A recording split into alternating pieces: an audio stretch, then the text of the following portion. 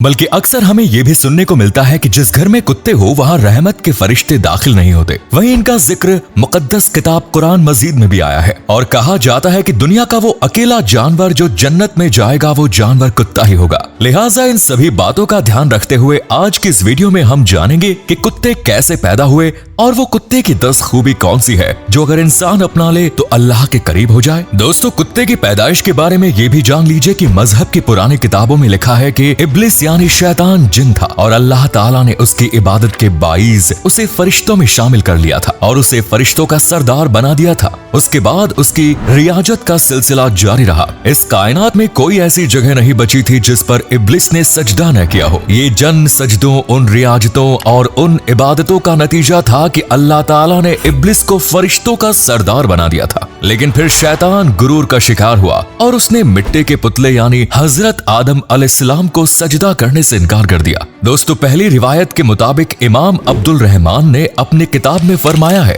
कि जब अल्लाह ताला ने आदम अलैहिस्सलाम को बनाया और तमाम फरिश्तों को हजरत आदम अलैहिस्सलाम को सजदा करने का हुक्म दिया तो उस वक्त शैतान ने हजरत आदम अलैहिस्सलाम को सजदा करने से इनकार कर दिया। इसके साथ ही उसने कहा कि मैं इस पुतले को सजदा नहीं मरूंगा, ये मिट्टी से बना है और मैं आग से बना हूँ। इतना कम था कि उसने हजरत आदम अलैहिस्सलाम के पुतले मुबारक पर थूक दिया जो हजरत आदम अलैहिस्सलाम के पेट पर जाकर गिरा था। शैतान की इस हरकत पर अल्लाह ताला ने जिब्राइल अलैहिस्सलाम को हुक्म दिया कि हजरत आदम अलैहिस्सलाम के पेट पर से वो थूक वाली मिट्टी हटा दो। बताया जाता है कि उस थूक वाली मिट्टी के हटने से आदम अलैहिस्सलाम के पेट पर सुराख हो गए थे जो आज भी हम लोगों के पेट पर नाभि की सूरत में हर इंसान के पेट पर मौजूद है और इसका जिक्र कुरान और हदीस में मौजूद नहीं, इसीलिए इसको ठीक नहीं कहा जा सकता। दोस्तों, दूसरे वाक़ये का जिक्र नूरुल मोमिनी में है जिसमें हजरत अली रजी अल्लाह ताला अन्हु ने रसूल अल्लाह सल्लल्लाहु ताला अलैहि वसल्लम से सवाल किया कि कुत्तों को क्यों पैदा किया गया और इंसानों को इसके घर में रखने से क्यों मना किया गया। हजरत अली के सवाल के इस जवाब में हुजूर पाक सल्लल्लाहु ताला अलैहि वसल्लम ने फरमाया कि जब हजरत आदम अलैहिस्सलाम और बीवी हव्वा को जमीन पर भेजा गया था तो वो दोनों एक परिंदे की तरह डर से कांप रहे थे। तो शैतान दुनिया के कुछ दरिंदों के पास गया और कहा कि तुम इन परिंदों की तरह कमजोर इंसानों को खा लो। ये कहते हुए शैतान के मुंह से कफ निकलने लगा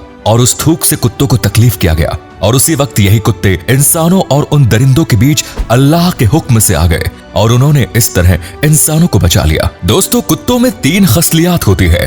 ये इंसान से मोहब्बत करता है। दरअसल इंसान भी मिट्टी का बना हुआ एक पुतला है और कुत्ते भी मिट्टी के ही बने हैं, इसीलिए कुत्ता इंसान से मोहब्बत करता है। कुछ लोगों का ये भी सवाल रहता है कि कुत्ता रात में क्यों भौंकता है, तो आपको बता दें कि इसकी मिट्टी में शैतान का थूक मिला हुआ है और कुत्ता दुनिया वो अकेला जानवर है जो शैतान को देख सकता है। शायद यही वजह है कि ये रात के अंधेरे में जब शैतानों के काफिला आसमान से उतरता है तो कुत्ते ऊपर देखकर एक खौफनाक आवाज निकालते हैं। दोस्तों, हजरत मैमुना द्वारा एक रिवायत बयां की जाती है कि एक दफे रसूल अल्लाह सल्लल्लाहु ताला अलैहि वसल्लम बेदार हुए। वो बहुत गमगीन और खामोश थे। ये रसूल अल्लाह, क्या बात है, आपकी कैफियत कुछ बदली बदली सी लग रही है। तो उन्होंने फरमाया कि रात में हजरत जिब्राइल अलैहिस्सलाम ने आने का वादा किया था लेकिन वो नहीं आए। पूरा दिन इसी तरह गुजर गया। फिर अल्लाह सल्लल्लाहु ताला अलैहि वसल्लम को याद आया कि हमारे बिछौने के नीचे एक कुत्ते का पिल्ला है जिसे आप सल्लल्लाहु ताला अलैहि वसल्लम ने निकालने का हुक्म दिया। अगली रात जिब्राइल अलैहिस्सलाम आए और कहा,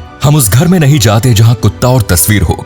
एक और हदीस का खुलासा इस तरह बयान किया जाता है कि हुजूर सल्लल्लाहु ताला अलैहि वसल्लम ने फरमाया कि जो शख्स हिफाजत और शिकार के अलावा कुत्ता पालता है तो हर रोज उसके अज्र में से 2 किरात कम कर दिया जाता है। इस हदीस में अज्र घट जाने की बात है और बिला जरूरत कुत्ते को पालना मकरूह तहरीमी है और मकरूह तहरीमी की वजह से उस घर में रहमत के फरिश्ते दाखिल नहीं होते। दोस्तों, कुत्ता एक ऐसा जानवर है जो सड़ा हुआ गोश्त खाता है। जी हाँ, अगर कुत्तों के सामने ताजा और बदबूदार या सड़ा हुआ गोश्त डाल दिया जाए तो वो पहले बदबूदार गोश्त को ही तरजीह देगा और इसी वजह से फरिश्ते उस घर में नहीं जाते जहाँ नापाकी हो। कुत्ते में जहाँ वफादारी होती है वहाँ ये अपनी ही नस्ल के सबसे ज्यादा दुश्मन होते हैं। हदीस के मुताबिक कुत्ते के झूठे बर्तन को 7 बार धोने और 1 बार मांजने का हुक्म दिया गया है और साइंस भी ये बात मान चुकी है कि कुत्ते के लार में बहुत ही ज्यादा खतरनाक जरासीम पाए जाते हैं जो इंसानी सेहत के लिए बीमारी का सबब बनते हैं। हजरत हसन बसरी फरमाया करते थे कि कुत्ते के अंदर 10 ऐसी खूबियां हैं, इसमें से अगर एक भी इंसान के अंदर पैदा हो जाए तो वो वली बन जाए। नंबर 1, सब्र। दोस्तों बताया जाता है कि कुत्तों के अंदर बहुत सब्र होता है। इन्हें जो मिल जाए ये उसी पर सब्र कर लेते हैं और राजी हो जाते हैं। आपने भी अक्सर ही नोटिस किया होगा कि जब भी कोई इन्हें मारता है तो ये तुरंत उसको काटने नहीं दौड़ते, बल्कि ये काटने के बजाय उल्टा भाग जाते हैं। अब वहीं इस जगह पर आप एक इंसान को रख के सोचिए, अगर कोई इंसान किसी दूसरे इंसान को पत्थर मार दे तो सामने वाला क्या करेगा? या तो वो उसे जान से मार देगा या उल्टा उसको भी उसी पत्थर से मार देगा। पर ऐसा नहीं होगा कि वो चुपचाप निकल जाए।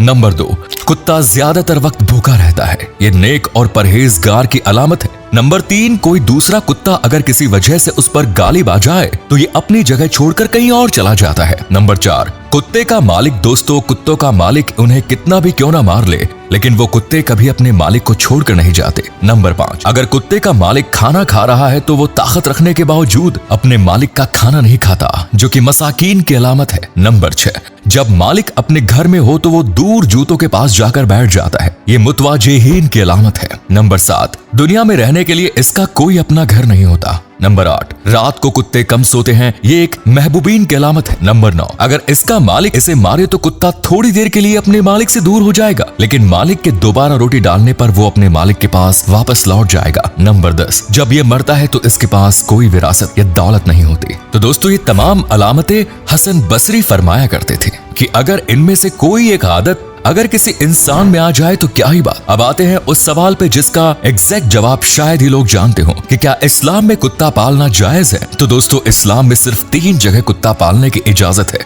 नंबर 1, शिकार के लिए कुत्ता पालना जायज है। खेत खलियान की हिफाजत के लिए कुत्ता पालना भी जायज है और अपने मवेशियों की हिफाजत करने के लिए भी कुत्ता जायज है। एक हदीस में लिखा है कि जिस घर में कुत्तर और तस्वीरें हो उस घर में रहमत के फरिश्ते नहीं आते। दोस्तों अब जिस घर में फरिश्ते ही नहीं आएंगे तो उस घर में अल्लाह की रहमत कैसे आएगी, रिज्क कैसे आएगा।